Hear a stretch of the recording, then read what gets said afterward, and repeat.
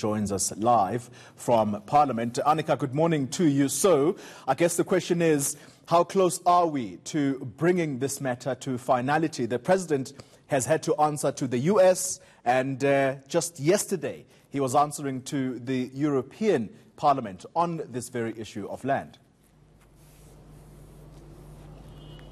I think there's a possibility, Collie, that if you and I are still, if we still are before pensionable age, we will be discussing this at least in 5 years' time. I think that we are one very, very short step. We've got a long road ahead of us with this issue. This is about the amending of the Bill of Rights, which hasn't really been done before.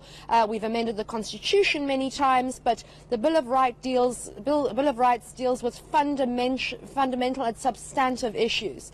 And I think that the process has to be legally, completely perfect. And there have been some issues here of process in terms of the public participation. So there have been 9 months of public hearings, 34 public hearings across the country, 40 oral presentations, and 600,000 written submissions.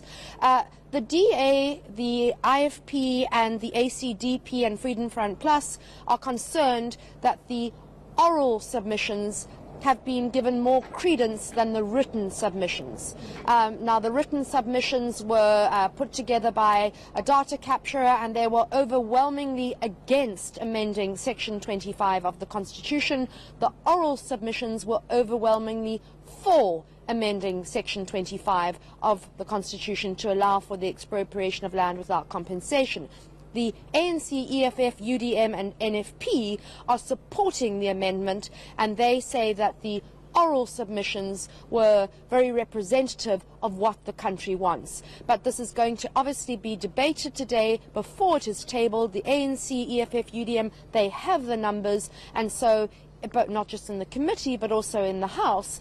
And so I think we will get to stage 2, but there's likely to be litigation before that happens. That's exactly what I wanted to ask you about. What is this court action about, and who's likely to take this matter to court?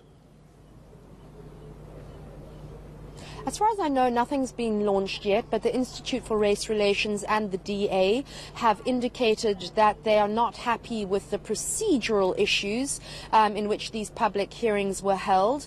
They are concerned that the written submissions were not given enough credence, and they were not looked at attentively enough or gone through enough. There was a labour broking company that was asked. They're really data capture and labour brokers.